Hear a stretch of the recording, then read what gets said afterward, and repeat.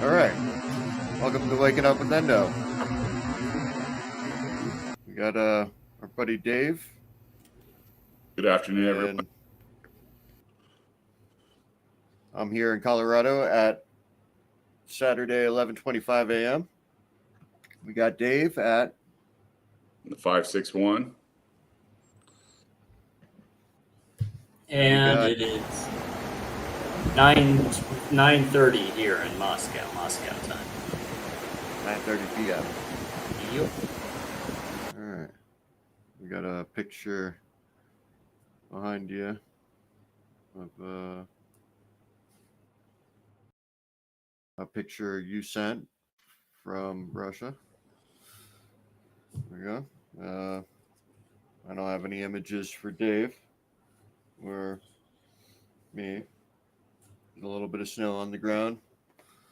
It's currently 34 degrees and beautiful day outside.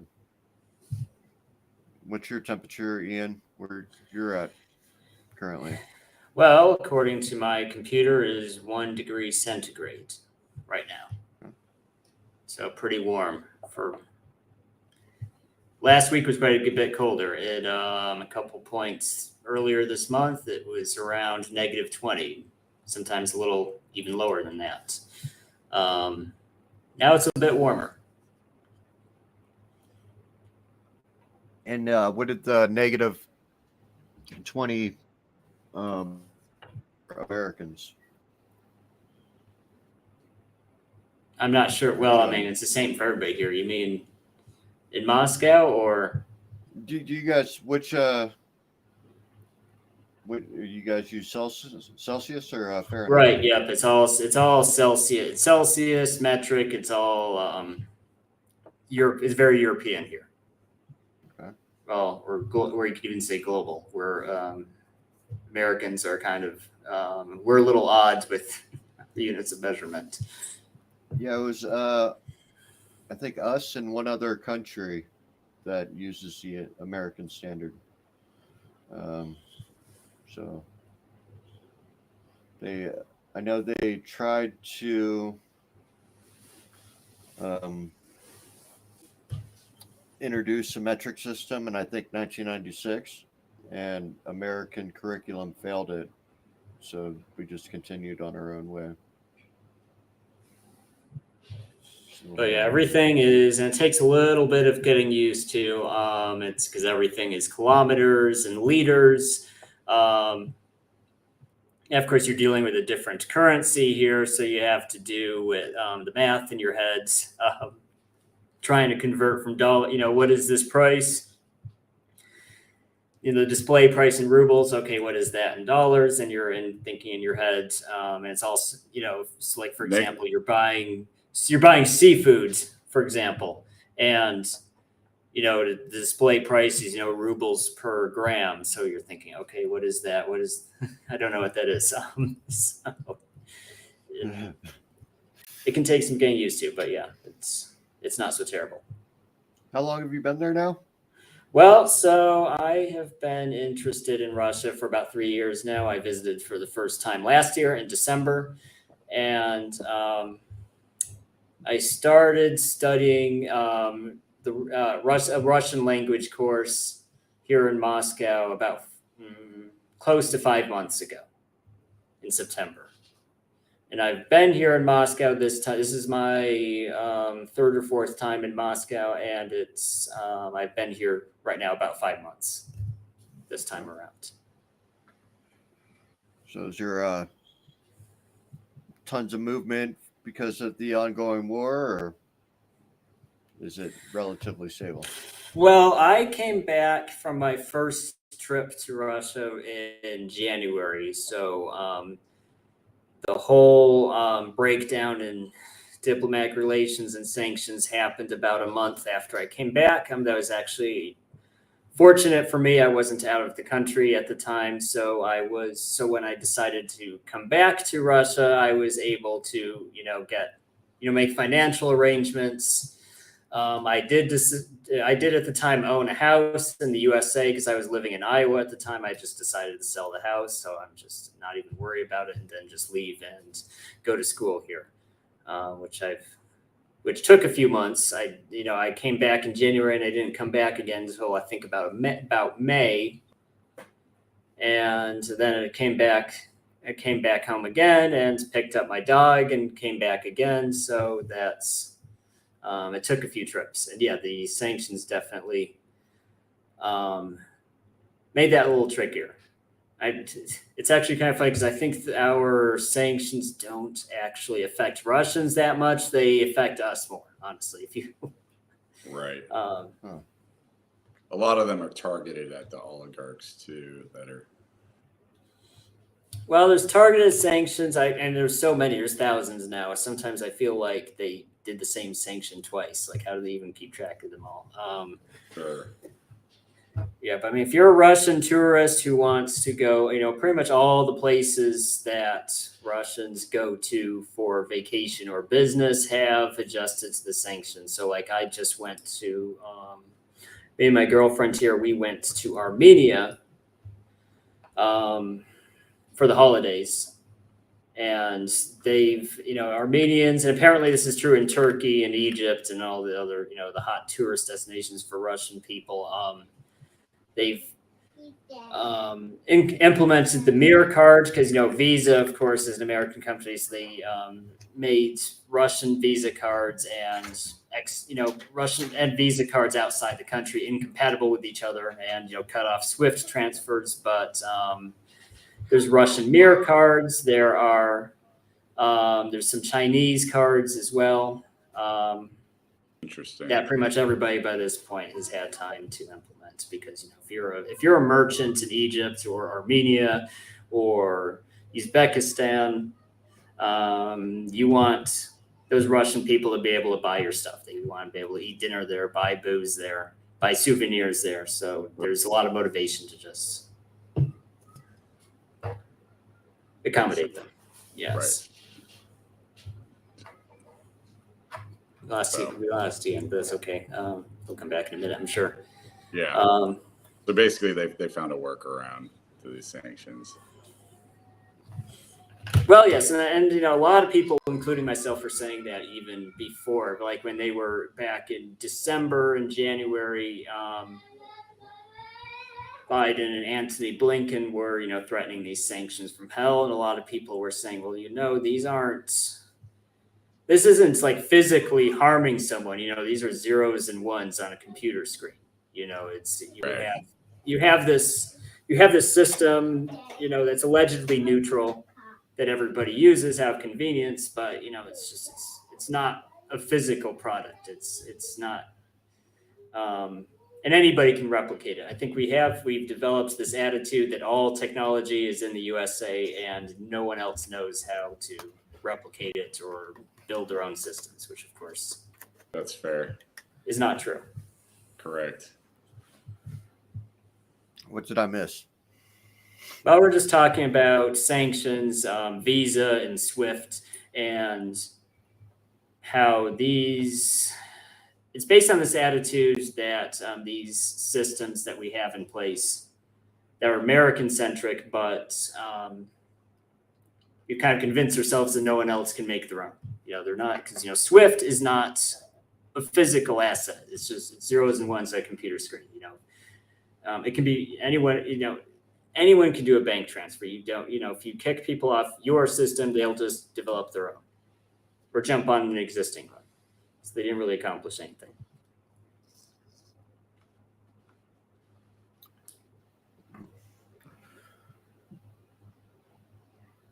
So, what do you think the current sentiment of the Russians and the American tank disbursement to Ukraine? What do you think the sentiment on that is from the general Russian people? Are they hating Americans? Well, Do you feel that they treat you different because you're an American, obviously? Well, it's kind of two questions, so I'll answer the American one. The question on treatment of Americans first. No, I've never felt treated different. I didn't feel treated different last year. I came here. I didn't at any point feel treated different this year after February. And I think that's not even unusual or surprising. Most people can differentiate a government and the citizens living in that country. So even if someone in Russia hates the United States, they don't hate Americans personally. So I've never, I think that's actually, this idea that hating a country means you also hate the people. Russians don't share that idea. I think that's an idea we came up with. That, Putin is bad, Russia is bad, and Russians are also bad. I don't think that attitude. I don't think they feel very, there's exceptions to every rule, and I'm sure there's individuals who feel that way, but in general, no. That attitude is not being reciprocated.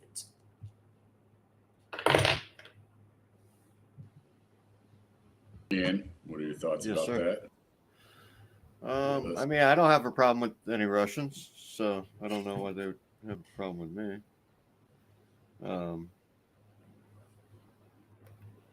Fact.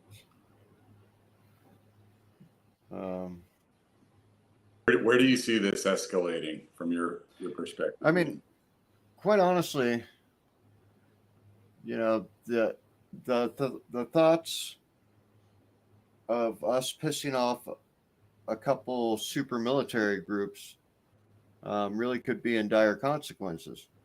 Let me see if I got images. All right, so this is the world's top 25 fleets of combat tanks. And as you can see, Russia's got significantly more than Korea, South Korea, and then third in line is the United States. So us sending, I mean, it's definitely at least double the amount of tanks that Russia has versus the U.S. So sending the tanks to Ukraine seems almost like a worthless idea anyhow. I mean, and claims the United States has a superior tank, but numbers don't lie. Well, and that's so I'll touch on the tank specifically, and then how that reflects the general war and diplomatic situation.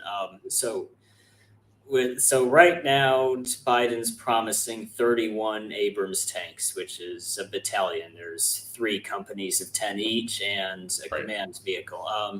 That's not, in a conflict that is draining entire brigades over a few weeks of fight. Like, for example, Solidar, you had multiple brigades going there and just losing everything over a few weeks of fighting, which is what any conventional war is going to look like. It's not a low intensity insurgency conflict. It's a real war with real casualties, real losses in equipment. So 31 tanks is not going to make any difference at all. And also from an economy of scale perspective, it doesn't.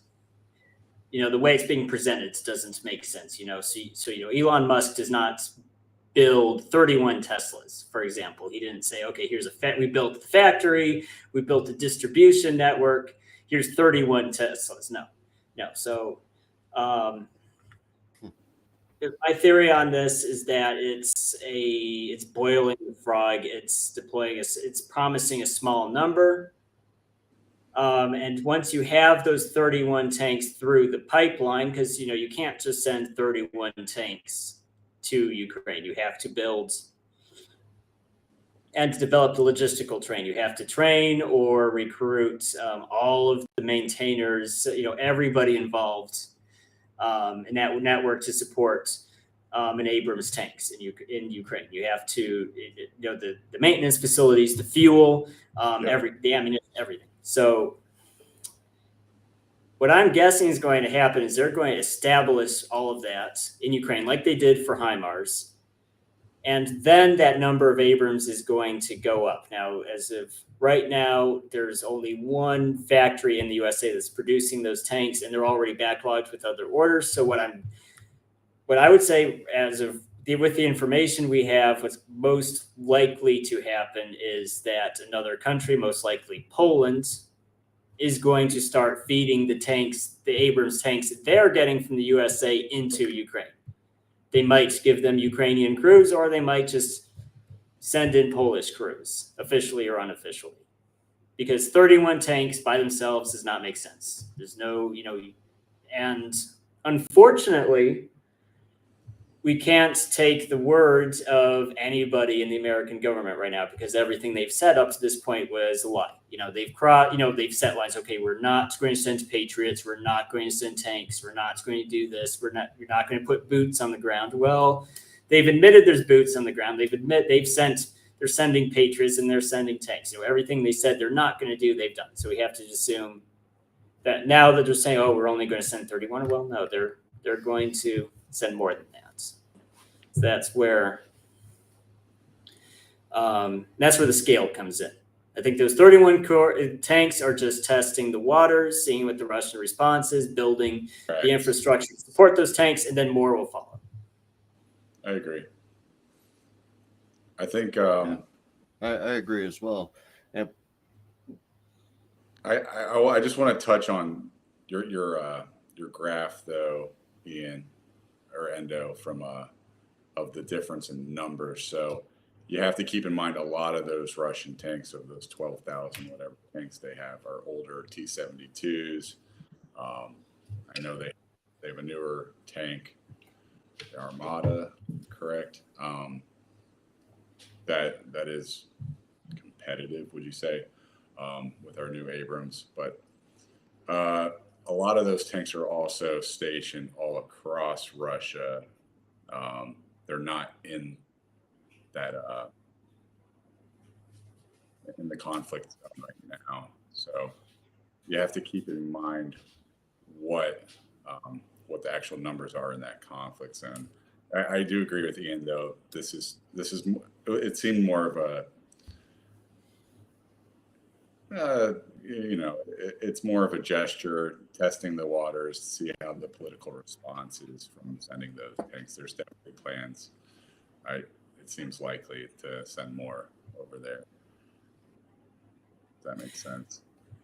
Yes, and what you said about the most of that fleet, that Russian tank fleet, being in storage or being deployed to other places along their border, and that's true for both sides. And that's, I think, one of the key limiting factors for both sides sending resources to Ukraine, because neither side wants to lighten their forces along the border in the Baltic states or elsewhere, because they can't send everything to Ukraine, and that's actually applies to NATO as well. They can't.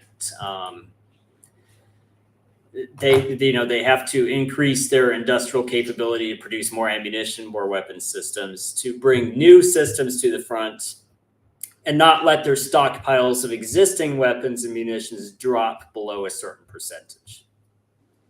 Correct. Now, as far as the overall, this is straining the relationships. Well, of course, it's straining the relationships. It's very strange, and it's very risky too, because at this. Okay, I thought I lost you for a minute. The screen flickers, but anyways, we're at a very dangerous point, because I don't think either side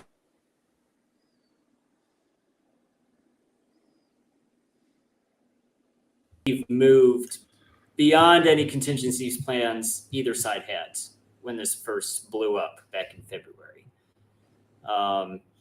I did hear from some what I would consider fairly reliable sources that when the Russians visited Ukraine for the first time in February, whoa, what happened to Ukraine? Is everything okay? And Can you hear me? Endo. I think so. Yeah. Oh, no. I can hear you. Can you hear me? Can you hear us? loud and clear. Anyways, I can hear you. that this special military operation was supposed to take anywhere from 30 to 300 days. You know, best case scenario, in and out, Ukraine becomes a neutral state, doesn't join NATO, everybody goes home after 30 days. Worst case scenario, they stick around for 300 days.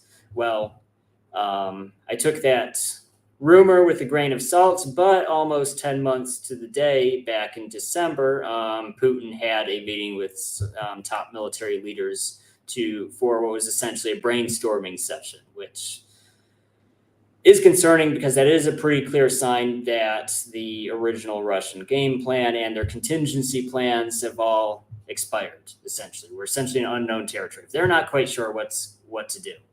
And I'll be honest, I'm not sure the Biden administration had a game plan to begin with. I think they're kind of playing it by ear. So you have both sides with nuclear weapons playing it by ear,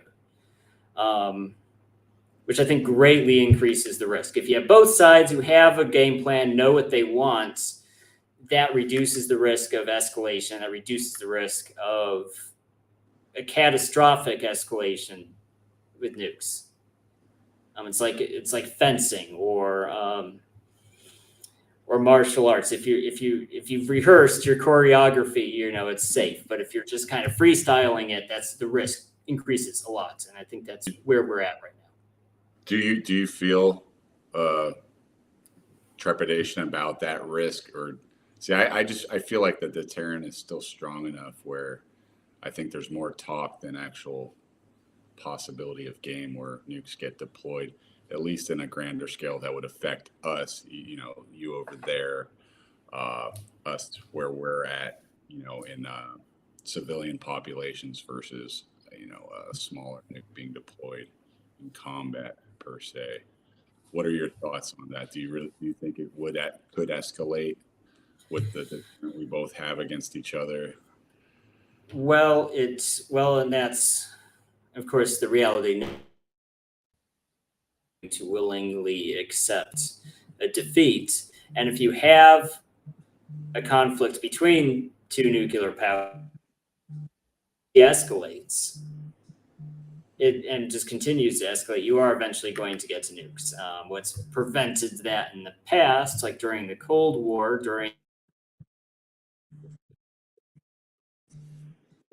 expresses in that escalation express.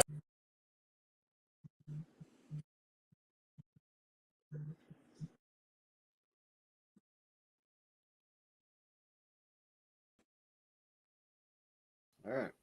Ian, did we lose you? David, you still there? Mm-hmm. Okay. Well, Ian might come back. I mean, what are your thoughts? Do you think that on a nuclear front, the fear is really just between Russia and Ukraine, or do you think that we're actually getting brought into the whole scenario?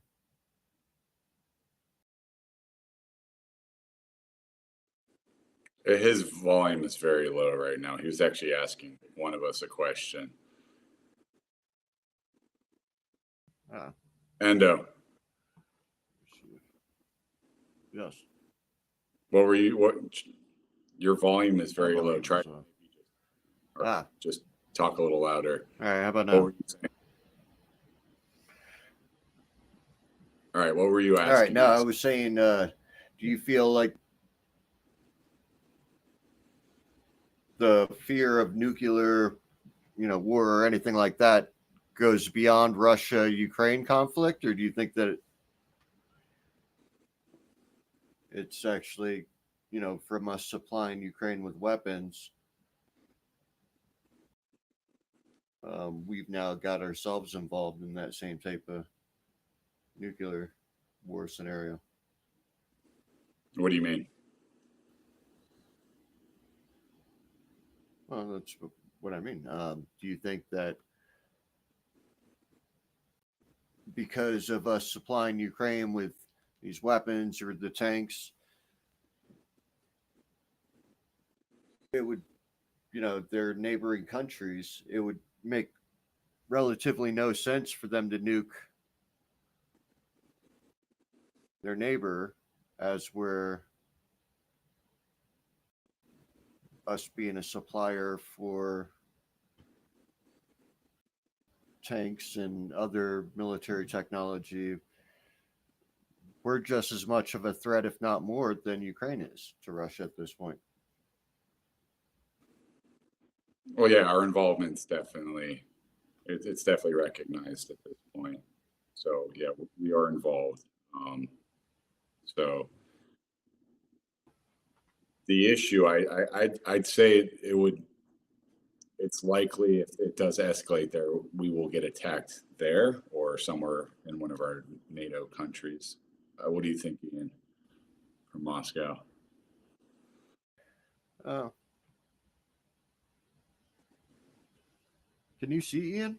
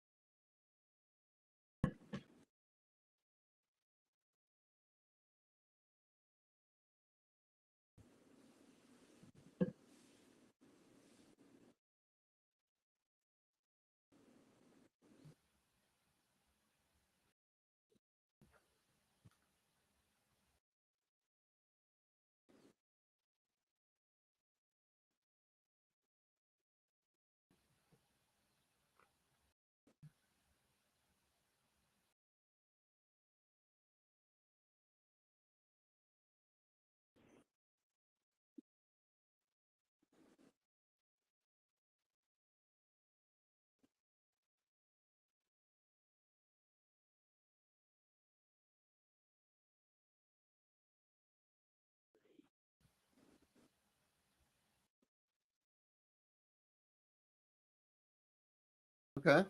Well, so I currently can't see Ian, so just goes par for the course or hear him. I'm going to work on fixing that. All right. So here's some other little images I threw in here. This is a EMP device. And I cannot hear Ian.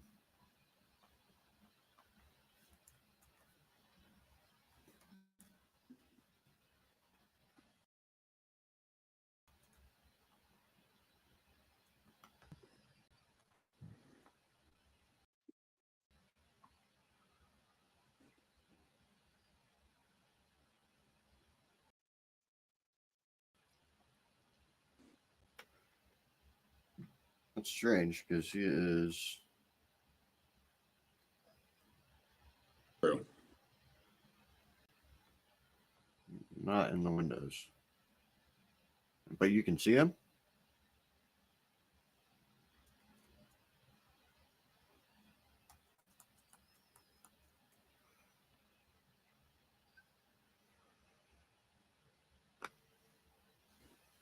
Hmm.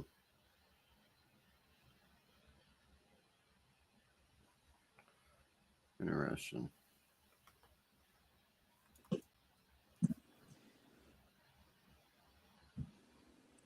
Absolutely. Endo, do we got you here? Mm-hmm. All right. So You can hear me, we can hear you. but I cannot. Yeah, it seems like you couldn't. I cannot see or hear him. Tell him to exit out and restart because he's not even in the control room window. Ian, go ahead and exit out and log back in. Just use this. For the feed, if you could. See if that gets you back on here.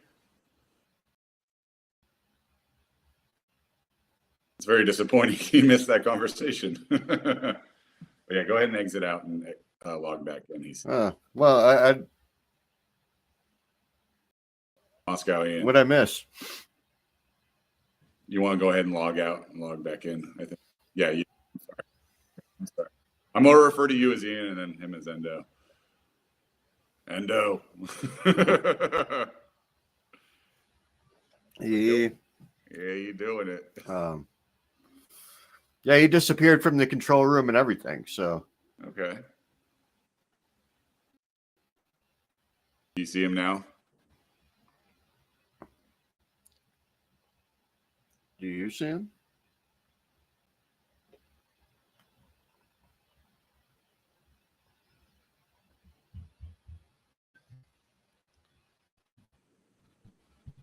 Endo. He said hello. Yes. Can